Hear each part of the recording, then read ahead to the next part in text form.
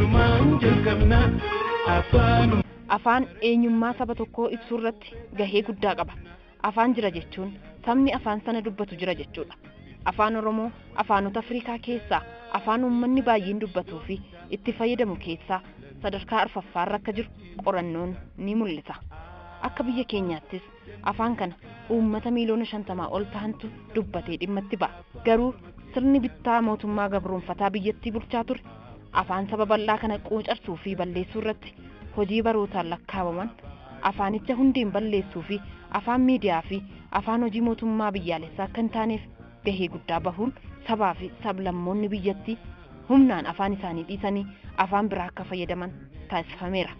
Hayyoonnii fi ogeeyyoonni ilmaan Oromoo quuqama sabaa, eenyummaa, aadaa fi afaan isaaniif qabaniin lafee fi dhiiga isaanii ittiin wareeganii afaan Oromoo, afaan hojii mootummaa naannoo Oromiyaa akkasumas yuunivarsiitiiwwan Oromiyaa keessa jiran afaan Oromoo akka muummee tokkotti akka barsiisaniif bu'uura kaa'anii darbanii dhaabbileen barnoota olaanoo naannoo Oromiyaa keessatti argamanis afaan Oromoo barsiisuu cinatti ittiin qorachuu fi guddisuuf akkaadaamii afaan ijaaruun hojjechaa jiru. Haaluma kanaan hayyoonni Yuunvarsiitii Wallaggaas quuqama eenyummaa, duudhaa, aadaa fi afaan isaaniif qabaniin akkaadaamii afaan Oromoo maqaa Dr Hayilee Fidaan hundeessuun tibbana simpooziyemii qopheessan. Kora akkaadaamii afaan Oromoo Dr Hayilee Fidaa hundeessuu irratti marii taasifame kana kan banan pirezidaantiin Yuunivarsiitii Wallaggaa Dr Hasan Yusuf dhiibbaa sirnoonni mootummaa gabroonfatoo biyya kanaa geessaa turan yaadachiisuun diddaa abbaan afaanichaa uummanni Oromoo taasiseen afaanichi dhiibbaa irra gahaa ture dandamachuun har'a gahee jira jedhan. Har'a irratti mari'achuuf saganteeffame kana ilaalchisee ergaa hirmaattota kora kanaaf dabarsuu qabu yommuu qopheeffachuuf yeroo xiqqoo fudhadhee bu'aa bahii afaan Oromoo jaarraa tokko oliif keessa darbeef haala yeroo ammaa kana irratti jiru xiinxaluuf yaaleen ture. Akkuma beekamu afaan Oromoo afaan uummata hedduu biyya keenya Itoophiyaaf gaanfa Afrikaa keessatti argaman adda dureedhaan afaanota itti fayyadaman muraasa keessaa isa tokkodha. Haa ta'u malee afaan Oromoo dhiibbaa sirnoonniif mootummoonni garboonfatoo biyya kana bulchaa turan jaarraa tokko oliif irraan gahaa turan irraa kan ka'e afaan qorannoo, afaan hojiif barnootaa utuu hin ta'in baroota hedduu lakkoofseera. Afaanicha bu'uura irraa dhabamsiisuuf shirri duguuggaa afaanii irratti raawwatamaa kan ture ta'uusaa seenaan ni mul'isa. Diddaa abbaa afaanichaa kan ta'e uummanni Oromoo fi ifaajjii qabsoo hadhooftuu hayyootaaf qabsaa'ota hangaftoota Oromoo baroota dheeraaf gaggeessaniin afaanichi aggaammii dhabamsiisuu diinaan irratti raawwatamaa ture dandamatee lubbuun jiraachuu danda'eera. Roga kanaan dhiibbaa sirna gabroonfataadhaan isaan irra gahaa ture obsanii hayyoota guddina afaanichaaf gumaacha olaanaa taasisanii darban hedduu keessaa hayyoota kan akka Sheek Muhammad Rashad, Sheek Bakrii Sapaaloo, Dr Hayilee Fidaaf luba Onesmoos Nasiifaa akka fakkeenyatti maqaa waamuudhaan beekamtii maluuf kennuun barbaachisaa ta'a. Afaan Oromoo seenaa kana keessa bahuun yeroon isaa yeroo birraa kan ta'e fakkaata. Dhaabbileen barnoota olaanoo naannoo Oromiyaa keessatti argaman afaanicha dagaagsuu fi guddisuuf gahee isaanii gumaachuu eegalaniiru. Hayyoonni Oromoos yeroo ammaatti dandeettii fi beekumsa qaban dagaagina afaanichaatiif gumaachuu irratti argamu. Seenaan afaan Oromoo har'a jijjiirameera. Seeraan afaanichaa jijjiiramee kunoo amma akkuma argaa jirru afaanichi afaan mana murtii, afaan barnootaa, walumaa galatti afaan waajjiraalee mootummaa naannoo keenyaa ittiin hojjetaniif uummata keenya ittiin tajaajilan ta'uu danda'eera. Afaan keenya aadaa, aartii fi duudhaa keenya ibsachuu dandeenyeera. Afaan kanaan kitaabileen asoosoma, barruuleen, gaazexoonni adda addaaf galmeewwan jechoota hedduun ittiin barreeffamanii jiru. Darbees barattoonni afaanuma kanaan kutaa gadii irraa barachuura darbanii digirii jalqabaa, digirii lammeeffaa, digirii sadeeffaan barachuutti jiru. Kana keessatti gumaachi olaanaa mootummaa fi isin hayyoonni Oromoo akka dhuunfaatti akka dhaabbataatti taasiftan olaanaadha. Jijjiiramoonniif sadarkaan guddinni afaanicha har'a irra ga'e akkanumatti carraatiin kan dhufe miti.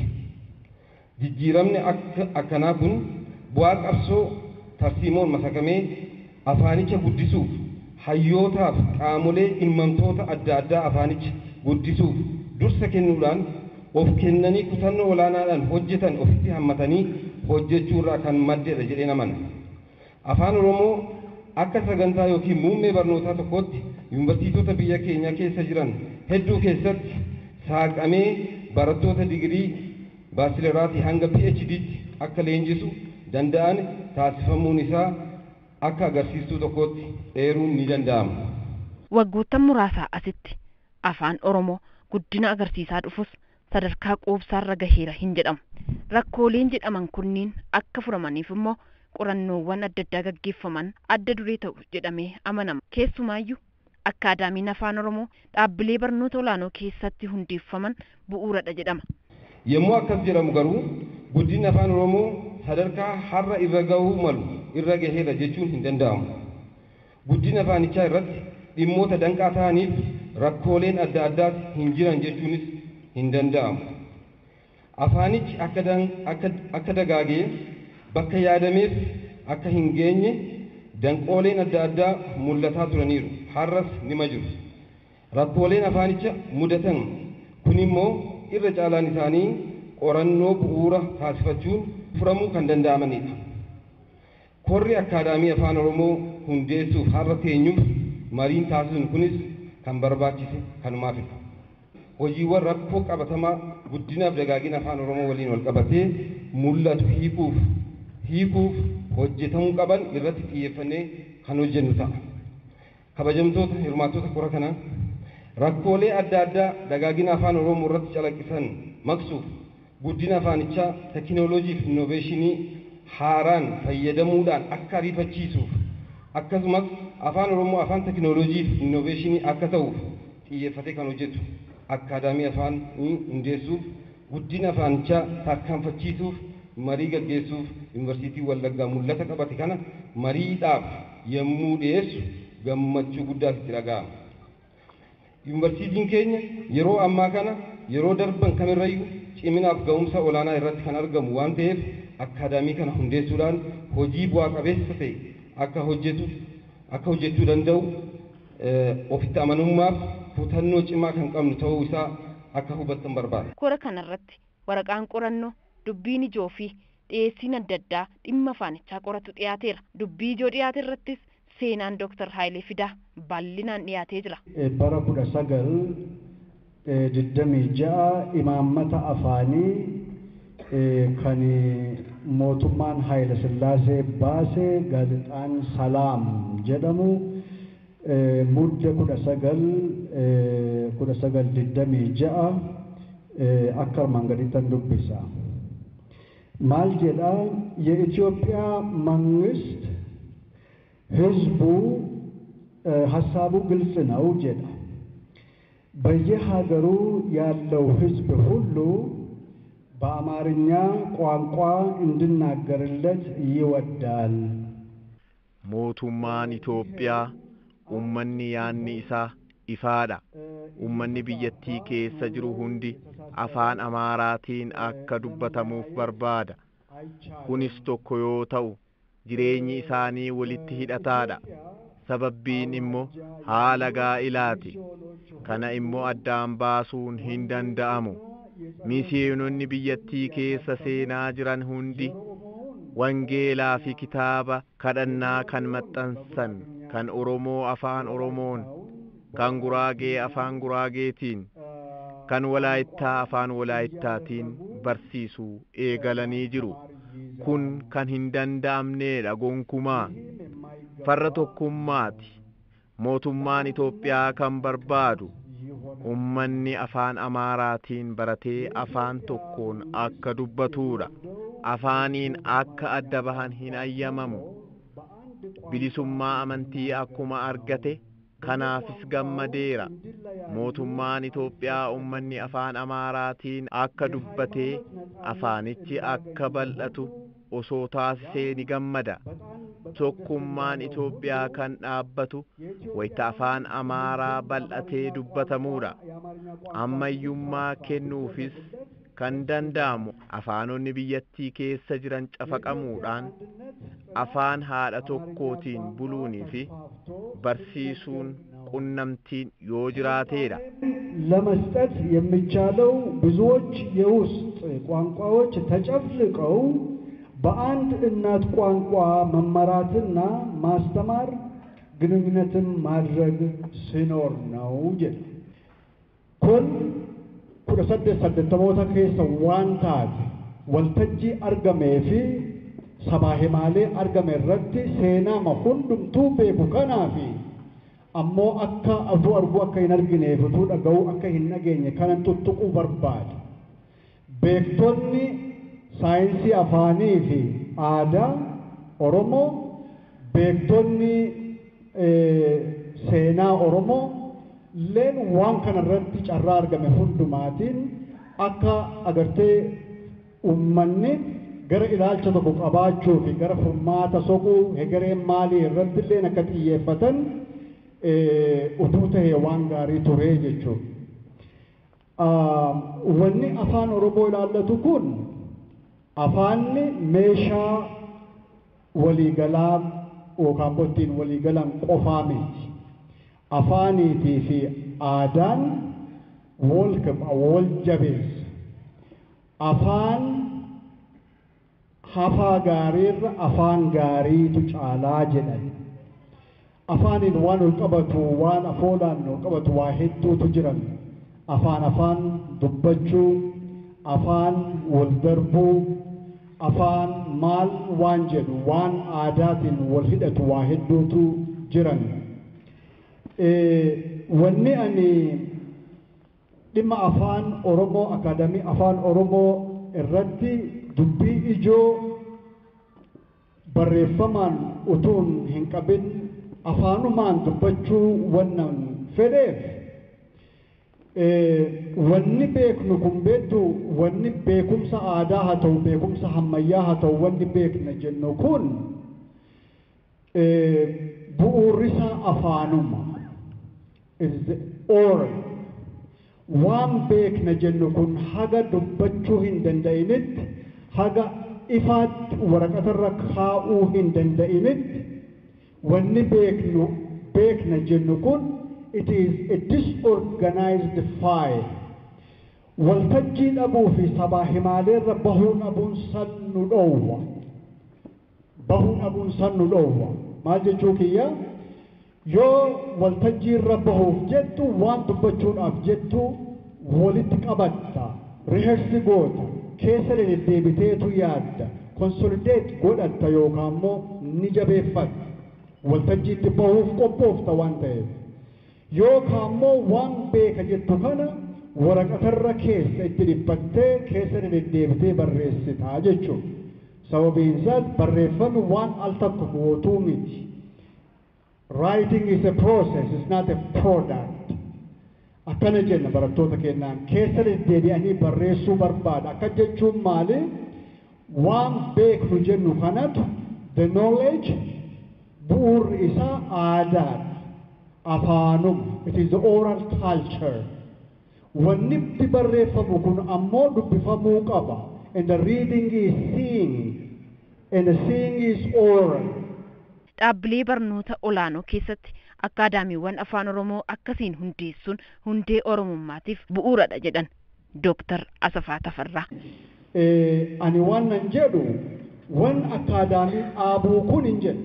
Wan akkaadaamii yayyabuu kun qaama biyya kana deebisanii ijaaruu. Biyyi kun maal? Biyya Oromoo jennu kanaa jechuudha. Waa shan irratti kan hundaa'e. Tokko Oromummaa, lama Oromiyaa, lafa Oromootu hin taane biyya Oromoof lafa Oromoo jechuu kiyya Oromiyaa yoo an jedhu. Sadi bilisummaadha. Afur sirna gadaati. shan Finfinneedha handhuura Oromiyaati. Isaan kan shanarratti xiyyeeffachuun dirqama ta'a waan hojjennu hundumaa keessatti jechuudha.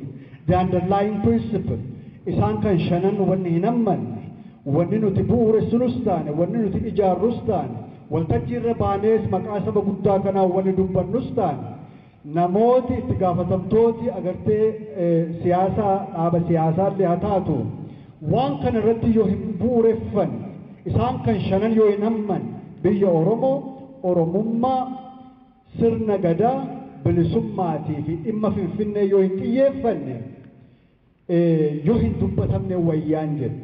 Maaliif saba Oromoo fi seenaa Oromoo bakka hin bu'u jedheetu wannan yaaduuf kun ilaalcha kiyya. Dhimmi sun shanan waan agartee ka baraa the historical waan baranaa the contemporary fi waan hegeree ijoon dubbii sun shanan isa kanaa irratti xiyyeeffachuu qabaan jedhe. Yoo lafti keenya ulfoon bakki ulfoon the sacred sites bakkitti irreeffatan bakkitti irreessa bahan bakkitti wal araarsan bakkitti waaqessan hundumtuu ka akkanaan qabamtu yoo taate aadaan keenya yoo miidhamu aadaan keenya yoo ganqabamu afaanillee ganqabama jechuudha. Maaliif bakki itti irreeffatan kontekstiin waan bakka itti wal eebbisan afaan kanaan fayyadamanii bakka itti wal eebbisan bakka itti waaqa faarsan bakka itti wal lole araarsan bakka itti isa hamaa yookaan hamtuutti dhuftu abaaran bakki ulfoo keenya hundumtuu akkasittiin nurkaadhumaa jira. The sacred sites, the sacred groves, the sacred places Oromoon qabdu jecha kun waanuma marti kenna been kana eentu murteessuu qaba wanti jedhu feetu amma anaan maraataa jechuu dandeessanii maltanii ta'a. Isiniin himaa abarraa jedhanii naqamte kana keessa bar tokko jedhanii Dr. Gammachuutti mee jennaan hojii baranii naan jedhani.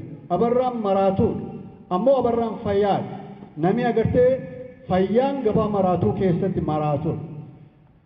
Nama awwaaluu deeman iyyuutu abarraan du'agahii keessa bu'eetu fiiga. Abarra eessatti fiidda jennaan du'agahii naqaa jedhe abarraan. Maaltu duhe jennaan maaltu jiraa jedhe.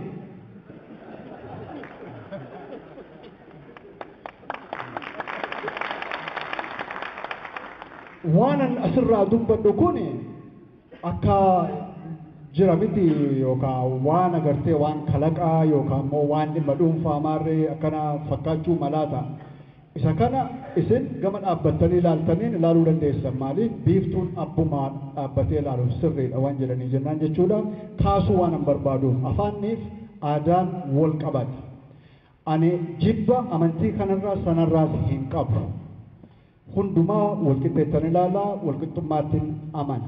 That's my principle.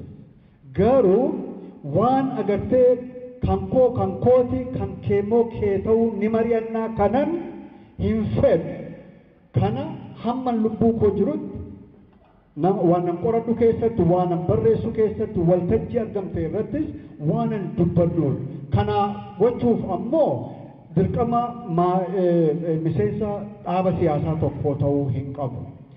Isa kana itti yaadamuu qaba. Wanni hojii akkaadaamii kun akkamittiinitu lafa keenya saamamaa jiru kan lafee keenya dhimmi lafaa dhimma lafee eega jenne isa kana akkamittiinitu irra aanuu dandeenya furmaatatti kennuu dandeenya. Jaarraa 21ffaa keessa waan jirru Oromiyaan jaarraa 19ffaa keessa afaan qawweetiin cabde biyyi humnaan ijaaramte immoo humnaan diigamuu qabdiiti jechaan jiru jechuudha. Jaarraa 21ffaa keessa haasaatiin mareetiin waliin xarapheezaa irra teenye waliin furmaata soquu baratti dandeenyu haalatti dandeenyu. Isa kana itti gaafatama kan qaban hooggantoonni dhaabilee siyaasaa keenyaalleen isa kana xiyyeeffachuu qaban jechuudha. Akkamittiin nagaa waaraa argachuu danda'a uummanni kun. Uummanni Oromoo waa afur guguddoo fedha. Tokko bilisummaa fedha. Bilisummaa akkamii? Freedom from and freedom to. Bilisa ta'uu jechuun maal? Waan balfamu balfuu jechuudha. Freedom from wanni balfamu gabrummaa caalaa jirti hin jirtu. Wanni balfamu yoo agartee ati teessee ilaaltu qabeenya kee saamamtee inni kaan abbaa itti ta'u san balfuu caalaa wanni balfamtu hin jirtu jechuudha. Waan hamtuun san caalaa hin jirtu.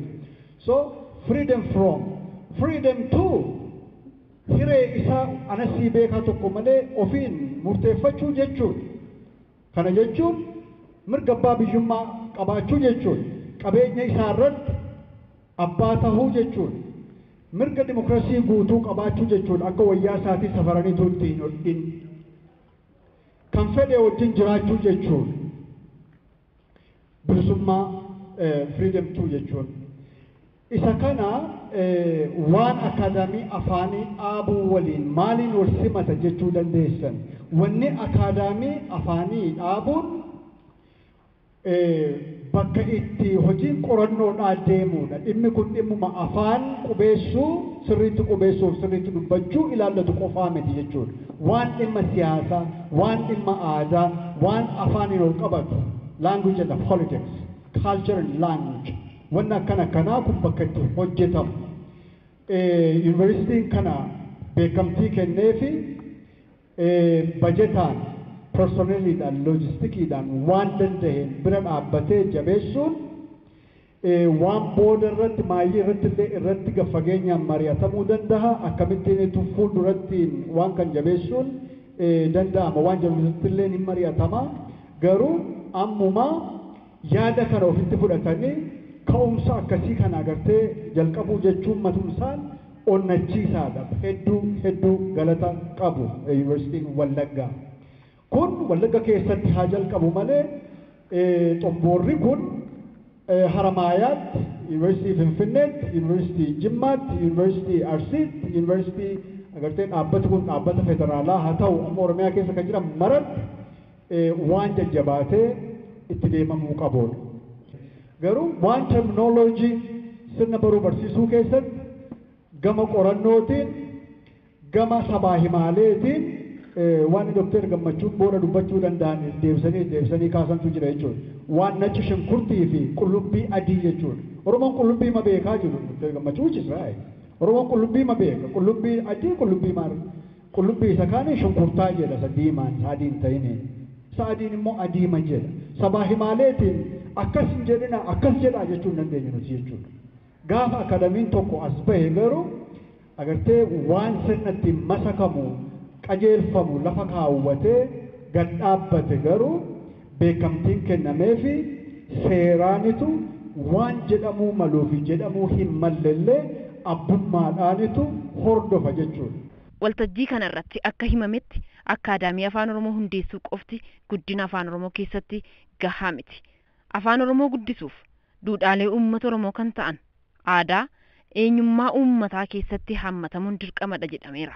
Yuunivarsiitii Keeteringiitti barsiisaa kan ta'an Profeesar Isqeel Gabbisa Dr. Hayilee Fidaa eenyudha kan jedhuuf deebii qabu.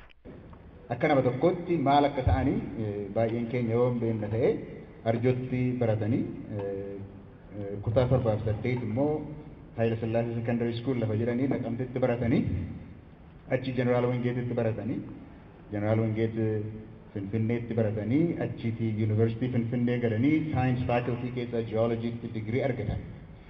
Akka jedhanitti utuu Yuunivarsiitii hin galin Dr. Hayileen wanna kanaan hin yaadadha.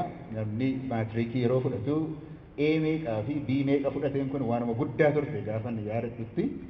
Akka jedhanitti dhugaadhaan sirtifikeetii isaanii agarre gaafa maatirikii jedhan sana fudhatanii darbanii A10 fi B2 argataniitti darbanii jedhama.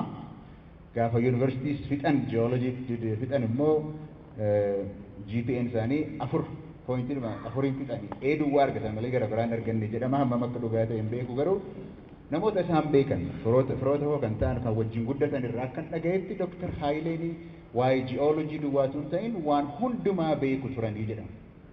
Waanuma hundumaa beeku turanii jedhama.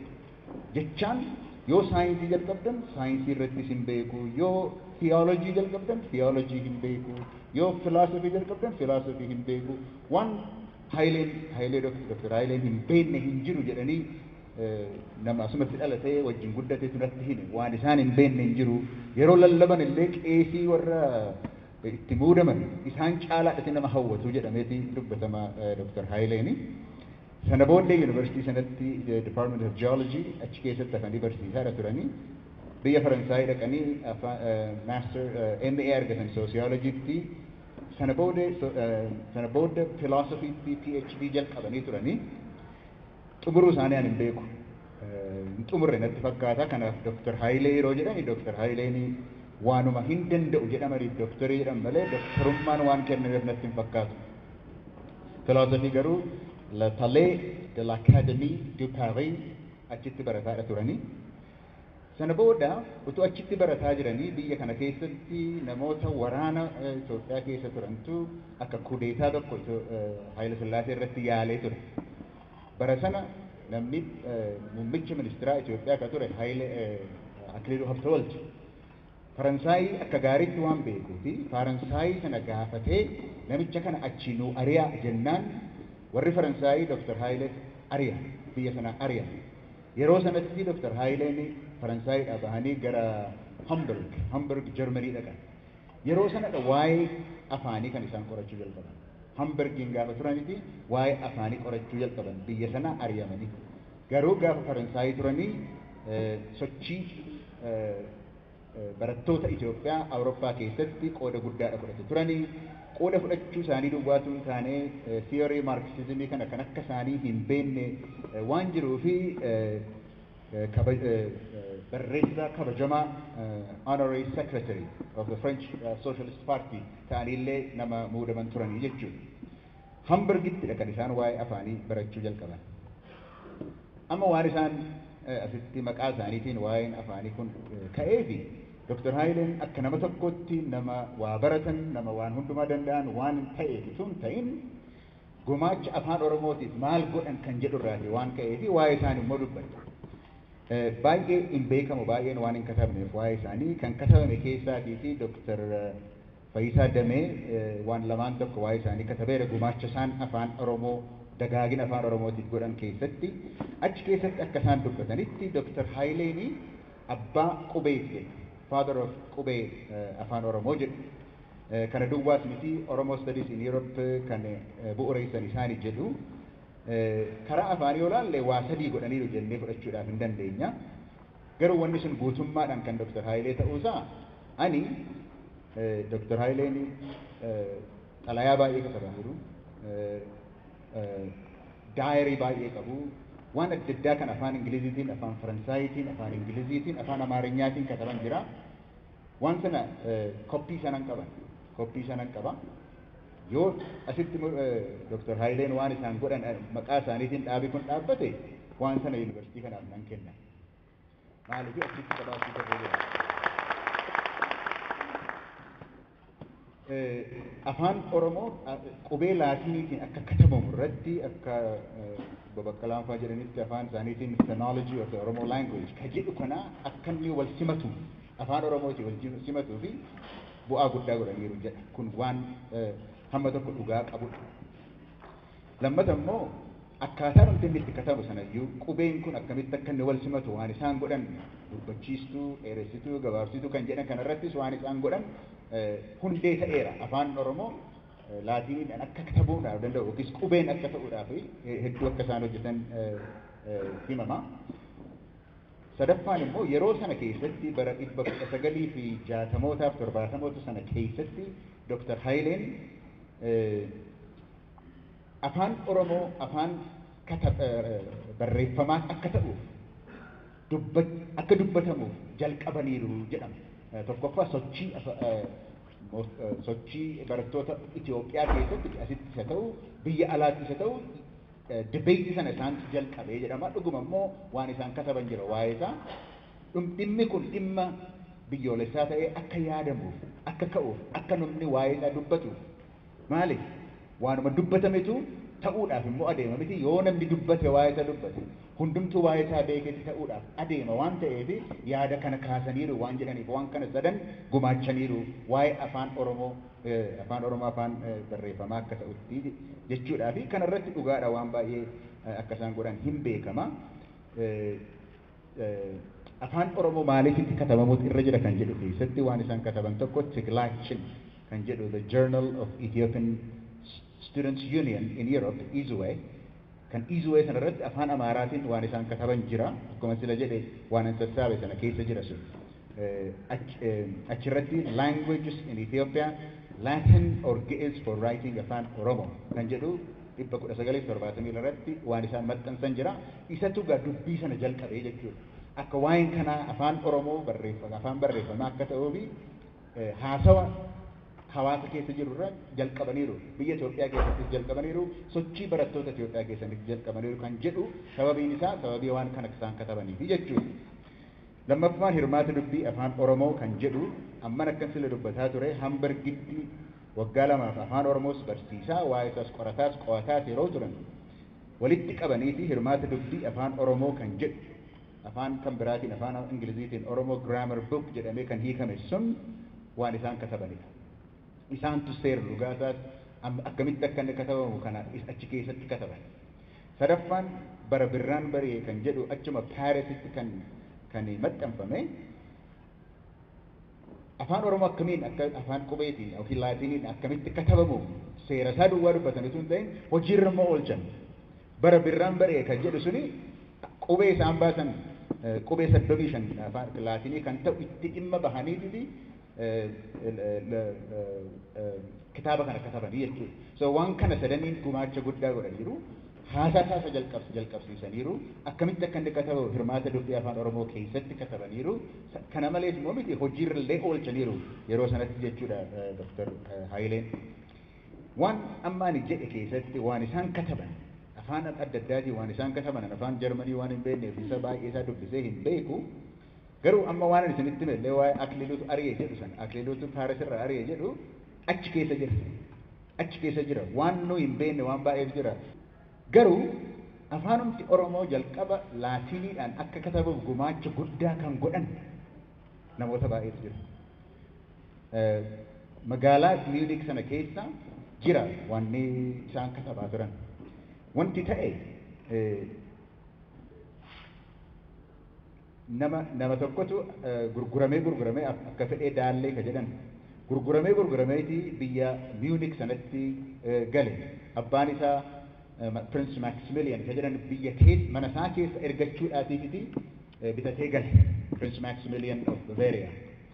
Mana sanatti garuu afaan Jarmanii waan hin beekneef afaan Jarmanii akka inni baratuuf innis Sudaaniirraas kan deeman ijoolleen 5 afaan Jarmanii akka baratanii fi nama Karl Tuchek jedhan hakiimiidhanni hakiimii kana fuudheetitti qaxaree naa barsiisa afaan Jarmanii jara kana naa barsiisii jedheen.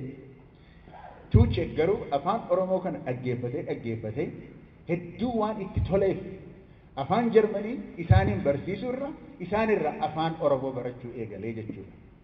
Tuchek afaan Oromoo jaallachuu isaarraatii waan ka'eef. Oshuu aagaa jedhama namichi kuni wal agarsiisa. Guyyaa sana wajjin oolan achii garuu gargar bahan. Ergii gargar bahanii booda akka isaan xalayaadhaan wal qunnaman godhe. Xalayaan isaan daddabarsan xalayaa sana sila dubbadhe xalayaa 1822 kan jiru xalayaa sana dubbisuu sana keessatti waan an arge kuni kan inni barsiisu afaan Oromoos kan Tuchekiin barsiise kanaaf warra afaan qorataniin Tuchektu Oromoo grammar and vocabulary of Oromoo kan jedhu Tuchektu katabe bu'uureen sun isaa Tuchek inni jedhamu sirreeffamuu qaba. Tuchekiin iyyuu kan barsiise akka fedhee daalleeti Oshuu Aagaati. Isa malees immoo ijoolleen gara biraan achi keessa jiru Oshuu Aagaati malee Karl Habash kan jedhani maqaan isaa Amaan Goondee kan jedhan biyya Jarmanii sana keessa jira. Isa malee Bilillee kan maqaan isii yeroo baay'ee Mahabuubaa jedhanii dubbatanii inuma jirti achi keessa ganameenis Gibxitti Faaximee kan jedhamtu gaafa Jarmanii geesse immoo Pauliina kan jedhamtu suni hedduudha barsiisan. Kanaafi katabbu eenyutu jalqabe qubeedhaan afaan Oromoo eenyutu jalqabe yoo jedhanii warra gabrummaadhaan gurgurame biyya Jarmanii dhaqee Tuchekiin iyyuu barsiisedha malee Tuchektu jalqabe miti jechuudha kun sirreeffamuu qaba jechuudha. Yeroo kanaa boodas afaan Oromoo qubeedhaan barreessuu eegalame. Dr. Hayilee Fidaanis dagaagina afaan Oromoo keessatti gumaachi isaan kennan guddaa ta'uu Profeesar Isqeel Gabbisa dubbataniiru. Isarraa immoo warra Ameerikaanii fudhatan. Waa'een Oromoo kan inni akka haaraatti jalqabame warra Oromoo biyya sana dhaqe warra gabrummaadhaan dhaqe sanarraatii malee achitti waan jalqabe miti jechuudhaaf hin jedhe kana sararanii agarsiisuudhaaf hin danda'ama jechuudha. So 1871 sun yookiis bara 1918 suni afaan Oromoo Laatiniidhaan katabamu bakka inni itti geeddaramedha. Guyyaan itti geeddaramedha. Sababii kanaatii fi kun yaadamuutu irra jira jedheesanii dubbachuu barbaade waggaa 20 tuuchee komaan hojjenne garuu waggaa 20 booddee waan adda addaatiitiif for other reasons jedhee waan inni katabu asitti waan inni keessa deemuudhaan bara waggaa 20 booddeedha kan inni afaan qubeetti deebi'e garuu inni Ormaaniyaa jedhe sunis qubeedhaan akkasuma jedhee kan inni lole sunis waggaa 120 booddee bara 92tti Ormaaniyaanis deebi'ee ka'e qubeenis deebi'ee ka'e. Kanaaf Hayilee Fidaan maal godhe yoo jenne isa miti kan jalqabe kan biraadha. Kan inni godhe garuu akka addi bilisummaa Oromoos gaafa sana lolanii uummanni Oromoos gaafa 91 akkasitti hamurtaa'u kan jedhamuu fi bara 70 keessa akka haaraatti katabuu akkan sila dhufe akka haaraatti katabuudhaaf dheeressituu kana gabaabsituu kana waan jedhee inni itti daddabalee fi hundee godhe gaafa sana deebisee akka inni ijaaramuuf akka 70 keessa hundee godhe malee Dr. Hayileen sana keessa hin turre jechuudha. Sababii shantu jira waan Hayileen garuu itti yaadatamuun irra jiru tokkoffaa Oromoo Grammar Book inni jedhu suni afaan Oromoo Laatiniidhaan yookiin Roman scriptidhaan kan inni katabe 70 keessa akka haaraatti kan inni katabame warra Faranjiiti malee kan Oromoo ta'ee qubeedhaan kan katabe bara 1871 booda ka biraan hin jiru. Hirmaati dubbii afaan Oromoo gaafa katabamu isatu jalqaba katabame kanaafi tokkoffaa waan inni godhe kanadha jechuudha. Lammaffaan kana jedhee sanan dhaaba. Lammaffaan achi keessatti waan inni katabe jira. Akkas jedha Dr. Hayileen kan inni achi keessatti yaadni keenya akkasii jedha waan inni katabe irraatii jedha. Tokkoffaa Oromoonni barumsa qaban macaafa kanaan Oromoota biraa barsiisuu haa yaalanii. Gaarii yookiis gadhee ta'uun isaa hojiidhaan agarsiisan. Lammaffaa warri barumsa qaban kun 3-4 ta'anii walitti qabamanii biyya Oromoo hunda keessatti naanna'anii hubatanii nama hagaafatanii utuu hin nuffin haa barbaadan. Aadaadhaa fi hooda Oromoo barsiisa dhaloota darbanii walitti haa qaban. Waan argatan hunda hacaafan. Akkasitti afaan keenya tokko gochuu, bal'isuu, qulqulleessuu dandeenya. Akkasitti nuyi warri ija banannee saba Oromoo yaada haaraadhaa fi yaada tokko jalatti jireenya haaraa barsiisuu akka danda'an goona.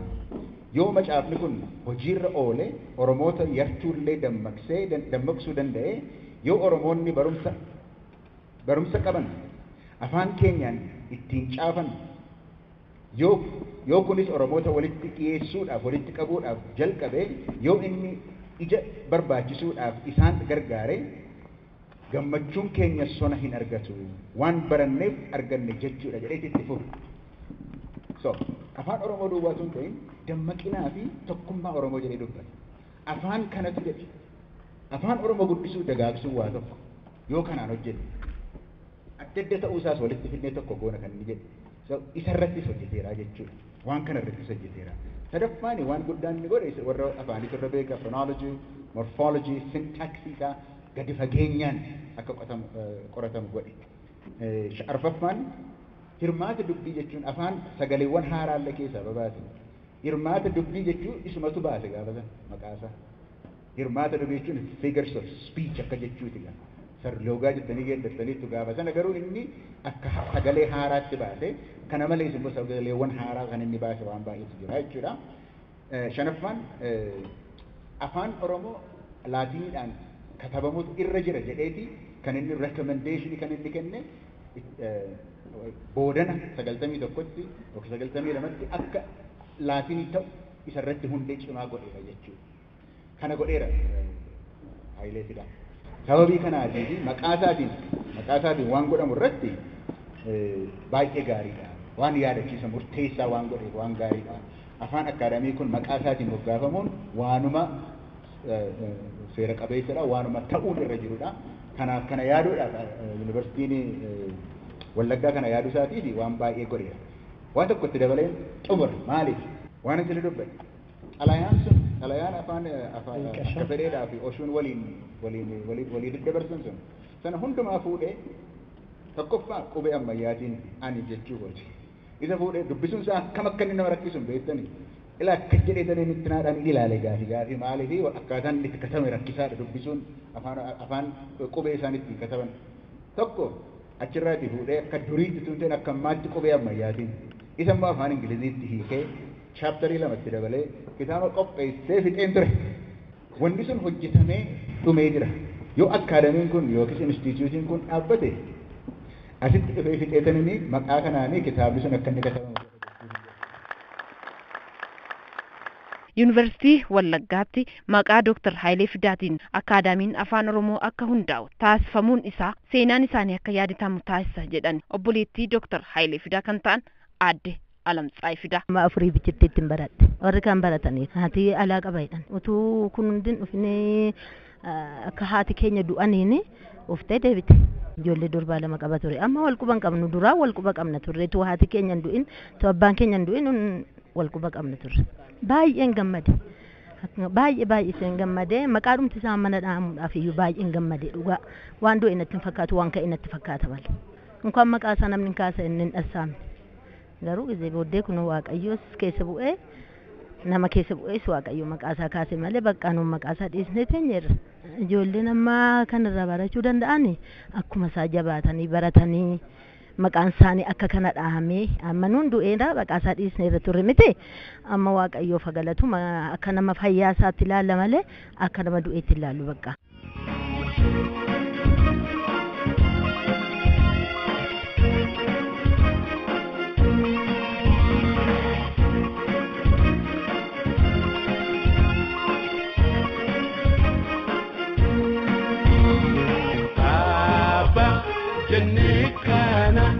Kalumaan jalqabna afaanuma keenyaan kakabne dubbisna.